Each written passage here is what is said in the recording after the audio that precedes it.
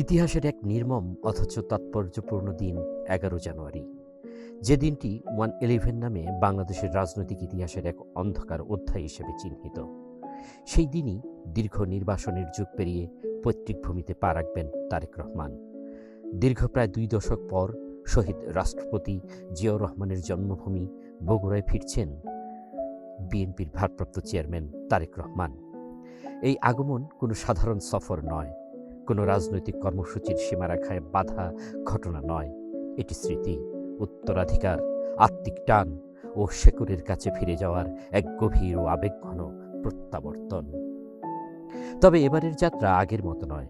সঙ্গে নেই মমতাময়ী মা, সাবেক ৩ বারের প্রধানমন্ত্রী বেগম খালেদা জিয়া, নেই আদরের ছোট ভাই আরাফাত রহমান কোকো।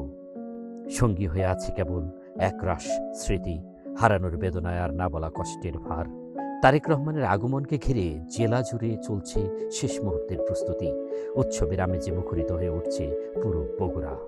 আমাকে তারেক জি আমাকে নিজের চল, আমাকে বাড়ির চল, আমাকে গ্রামের চল, আমাকে থানার চল। তাই আমাকে দেশে পৌঁছেছে, আমরা আনন্দ উল্লাসে ভরপুর হয়ে গেছি। জনাব তারেক রহমানকে এক নজর দেখার জন্য বিগত ১৭ বছর তিনি জুলুম নির্যাতন সহ্য করে দেশের বাইরে ছিলেন। ওনার এই আগমনকে আমরা অতি আনন্দের সহিত দেখতেছি। আমাদের এলাকার গর্ব, আমাদের উপজেলার গর্ব, আমাদের জেলার গর্ব বগুড়ায় আসতেছে। এটা শুনে সত্যি আমরা আনন্দে আত্মহারা। আর আমরা খুব খুশি তার জন্য। তারেক রহমান প্রথম বগুড়ায় আসেন ১৯৮৪ সালের ৫ ফেব্রুয়ারি। সেদিন তিনি মা বেগম খালেদা জিয়া ও ছোট ভাই কোকুকে সঙ্গে নিয়ে গিয়েছিলেন গাবতলীর বাগবাড়িতে শহীদ রাষ্ট্রপতি জিয়াউর রহমানের জন্মভিটায়। সেই সফরের মধ্য দিয়েই বগুড়ার সঙ্গে তার এক গভীর আত্মিক সম্পর্কের সূচনা হয়। এরপর সময়ের পরিক্রমায় বগুড়ায় এমন কোনো জনপদ নেই যেখানে তারেক রহমানের পদচারণা পড়েনি।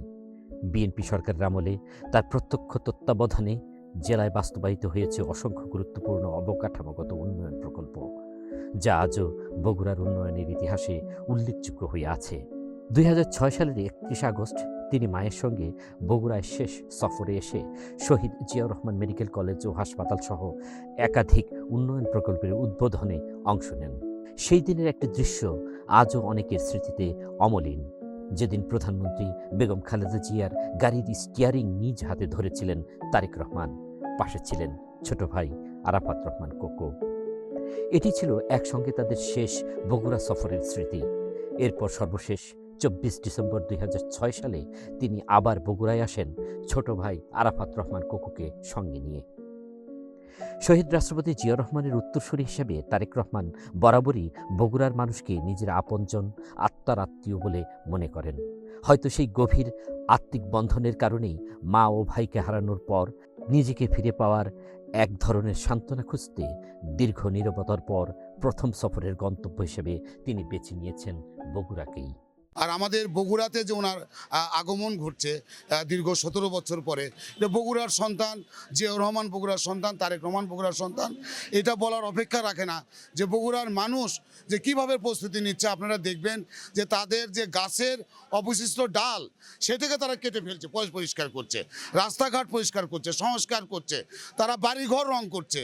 এবং আমাদের বগুড়াতে যে আমরা আরও সাজসজ্জা, আরও অন্যরকম একটা পরিবেশ আমরা তৈরি করতে পারতাম যদি আমাদের মা আমাদের মাঝে বেঁচে থাকতেন।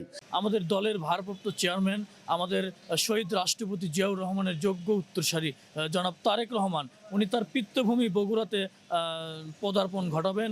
আমরা মনে করি এটি বগুড়াবাসীর দীর্ঘদিনের আশা আকাঙ্ক্ষার প্রতিফলন। দীর্ঘদিন বগুড়ার মানুষ এটি আকাঙ্ক্ষা করে আসছিল যে তাদের সন্তানকে তারা দেখবে, তাদের নেতাকে তারা অত্যন্ত কাছ থেকে দেখবে এবং তার কথা শুনবেন। বিএনপির ভারপ্রাপ্ত চেয়ারম্যান জনাব তারেক রহমান প্রায় দীর্ঘ ১৯ বছর ১৮ দিন পর বগুড়ায় আগমন উপলক্ষে ঘরের সন্তান ঘরে ফিরবে। বগুড়াবাসী অধীর আগ্রহে বসে আছে লক্ষ লক্ষ লোক নিয়ে তাকে বরণ করার জন্য। সফরসূচি অনুযায়ী আগামী ১১ জানুয়ারি বগুড়ায় রাত্রিযাপন করবেন তারেক রহমান। ১২ জানুয়ারি তিনি প্রয়াত সাবেক প্রধানমন্ত্রী বেগম খালেদা জিয়ার রুহের মাগফিরাত কামনায় আয়োজিত গণদোয়ায় অংশ নেবেন। এরপর ঐতিহাসিক মহাস্থানগড়ে শাহ সুলতান মাহিসোয়ার রহমতুল্লাহি আলাইহের মাজার জিয়ারত করবেন। এরপর মোকামতলা আয়োজিত একটি গণদোয়ায় যোগ দেবেন তিনি।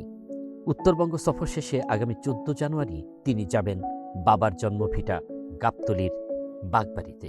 আমরা বগুড়াকে সত্যি সুন্দর করে সাজানোর আমাদের অনেক ইচ্ছা ছিল, কিন্তু জেনেছেন যে আমাদের প্রিয় নেত্রী দেশনেত্রী বেগম খালেদা জিয়া মৃত্যুবরণ করায় আমাদের সেই আমেজটা থাকবেন। তবে আমরা বগুড়াকে অবশ্যই, আমাদের চেয়ারম্যান আসছে, আমরা স্বাগতম বিলবোর্ড দিয়ে তাকে অবশ্যই স্বাগতম জানাবো। আর আপনারা জানেন তিনি শুধু বগুড়ারই কিন্তু সন্তান না, তিনি বগুড়ার সন্তান, পাশাপাশি সারা বাংলাদেশের জাতীয় নেতা। হলো দীর্ঘ প্রায় 20 বছর পরে আমাদের বিএনপির ভারপ্রাপ্ত চেয়ারম্যান, আমাদের বগুড়ার সন্তান, আমাদের বগুড়ার মানুষের প্রিয় ভাই, প্রিয় সন্তান, তিনি বগুড়ায় আসছেন। 11 তারিখের সোমবারটি আমরা পেয়েছি। আসছে ত্রয়োদশ জাতীয় সংসদ নির্বাচনে বগুড়া 6 সদর আসন থেকে সংসদ সদস্য প্রার্থী হিসেবে নির্বাচনে অংশ নেবেন তারেক রহমান। তবে তার এই সফর কোনো রাজনৈতিক কর্মসূচির ঘোষণা নয়, এখানে নেই কোনো বক্তব্যের মঞ্চ। এটি এক সন্তানের ঘরে ফেরা, শেকড়ের কাছে ফিরে যাওয়া, স্মৃতির দরজায় দাঁড়িয়ে প্রিয়জনের অনুপস্থিতিতে নিজেকে নতুন করে খুঁজে নেওয়ার এক নীরব ও আত্মিক যাত্রা। তাই বগুড়ার মাটিতে এবার কোনো রাজনৈতিক নেতা নয়, ফিরে আসছেন ঘরের সন্তান, আপন মানুষ তারেক রহমান। আল মাসুদ নয়ন, নাগরিক প্রতিদিন।